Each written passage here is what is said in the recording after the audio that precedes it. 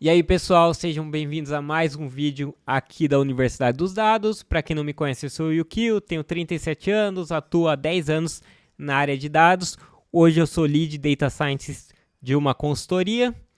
E como no último vídeo eu falei um pouco sobre como entrar na área de dados e dentre os passos estava se desenvolver tecnicamente, eu achei que seria legal fazer um vídeo explicando como se desenvolver tecnicamente, né? O que você precisa estudar para entrar na área de dados, para conseguir uma oportunidade na área.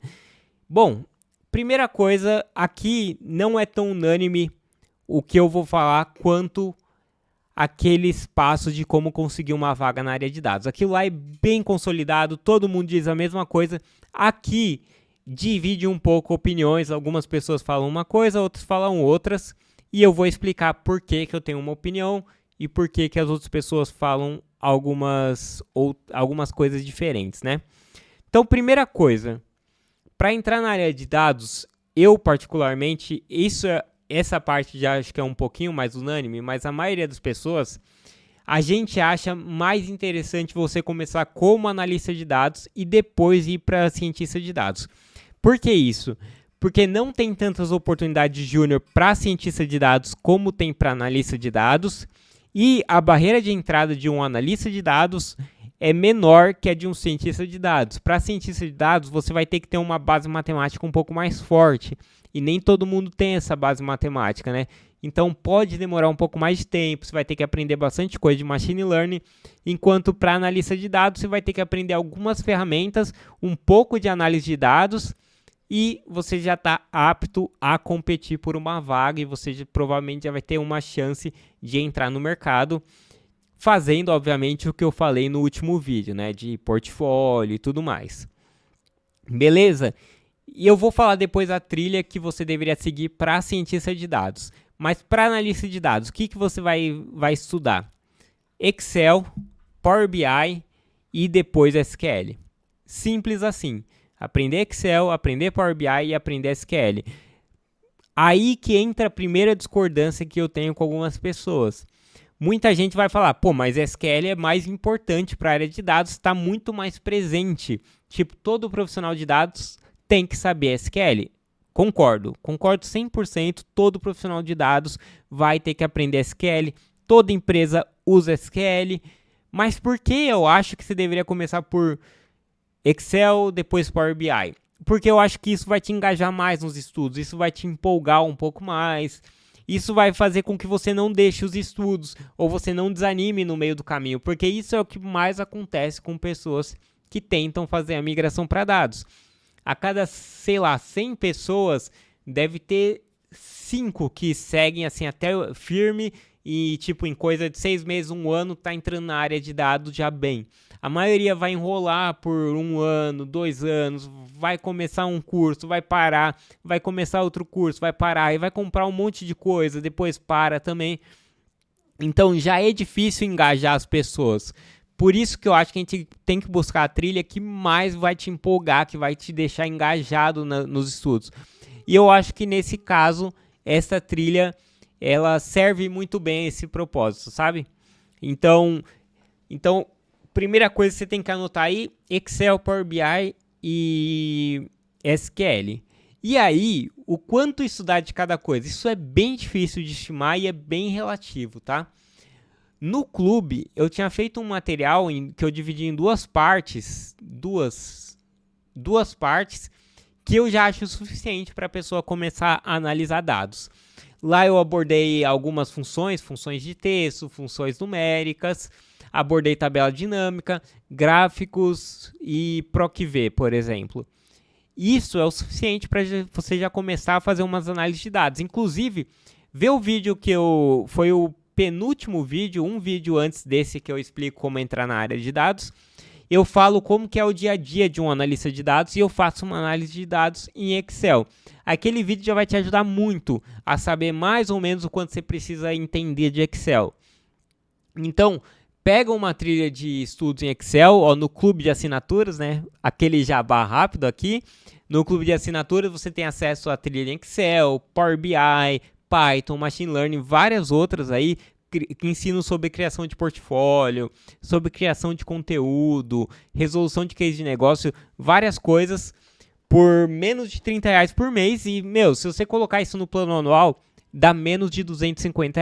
Obviamente, no preço de hoje, não sei quando você vai estar vendo o vídeo. Daqui a pouco eu vou atualizar esse preço, porque já passou um tempo. Então, já tem aí a inflação correndo, eu preciso mexer nesse preço, né? Mas lá já vai ter essa trilha estruturada para você. Estudou um pouquinho de Excel? Vai meter a mão na massa. Não fica muito tempo ali estudando. Tem muita gente que fica semanas e semanas vendo aula teórica, aprendendo função a função. Não tem como você aprender todas as funções do Excel. Não tem como você aprender tudo que ele é capaz. Se você ficar estudando assim para saber o que ele é capaz, para só depois começar a meter a mão na massa, você não vai começar nunca a fazer os projetos. Então, estudou um pouquinho, coloca ali um limite de 3 semanas, sabe? Vai meter a mão na massa. Aí começa a fazer seus projetos. Alexa, parar. Aí você começa a mexer num dataset e a brincar com isso. Onde que eu acho datasets? Cara, vai no kaggle.com, basedosdados.org, tem vários lugares. Vários lugares. E o CI, Machine Learning Repository, tem um monte de lugar que você encontra. Se você escrever no Google assim, onde encontrar datasets para fazer análise de dados, você vai encontrar um monte de repositório. Então, é super tranquilo de achar, beleza?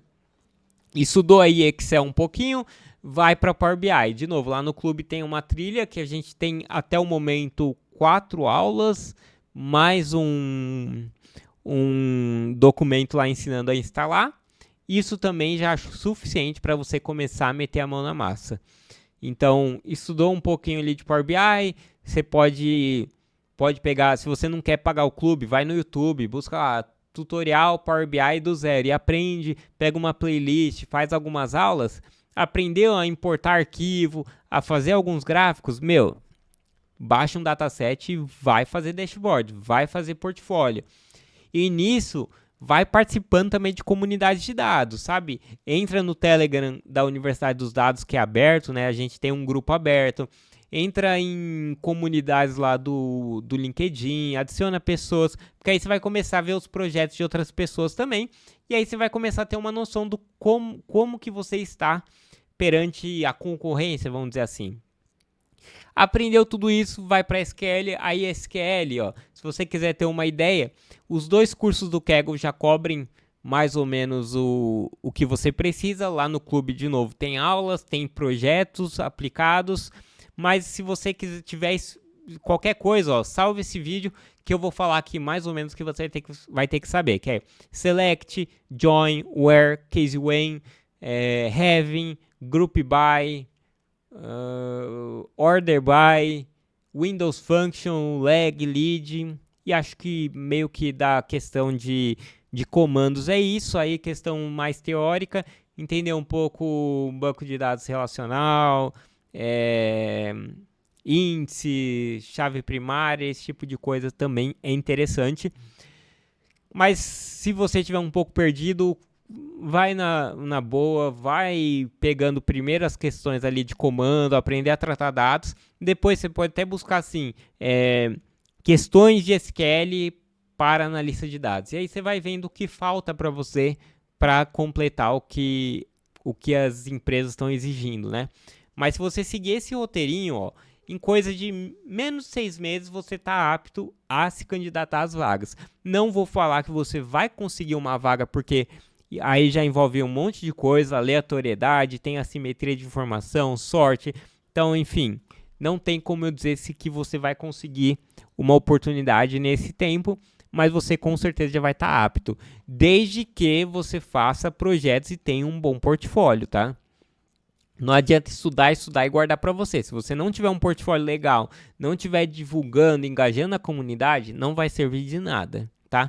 E não adianta colecionar diploma, pode fazer MBA, pode fazer pós, você vai continuar sofrendo aí para conseguir uma oportunidade, tá? Então, faça projetos, tenha um portfólio e engaje na comunidade, beleza?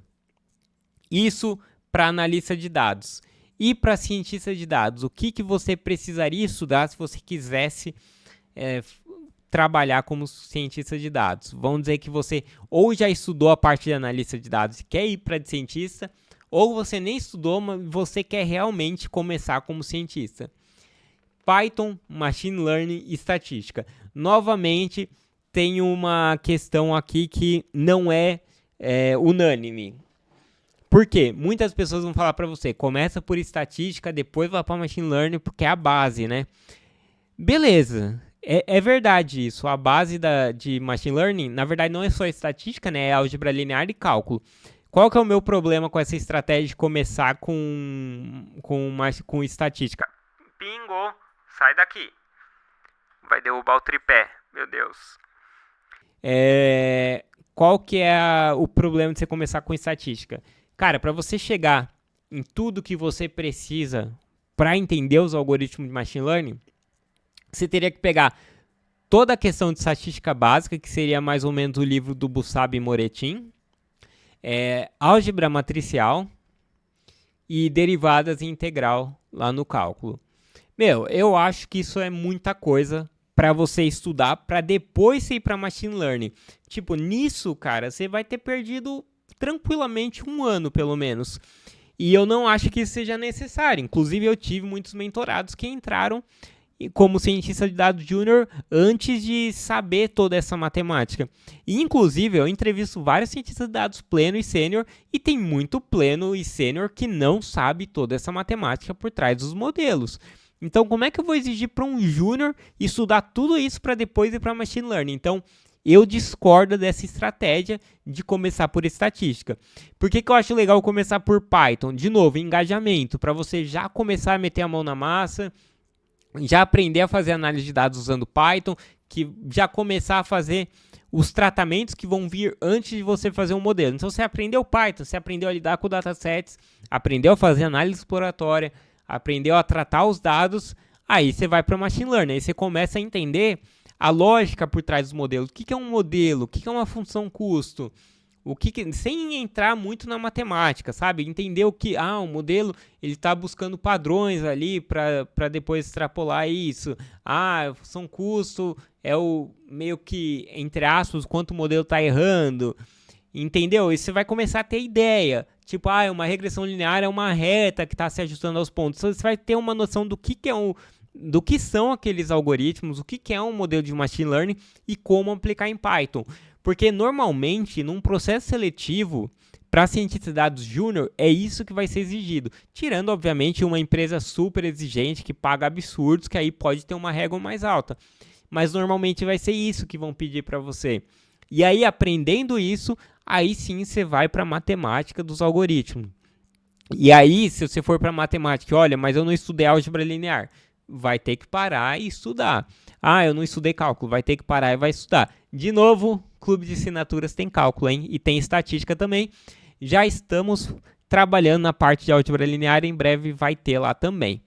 Então, você vai ter que saber essas coisas, então isso demanda mais tempo. E aí, eu acho que o ideal entrou na área, quer ser um pleno bom, um sênior bom, aí você vai estudando essas questões, você vai aprendendo e vai evoluindo.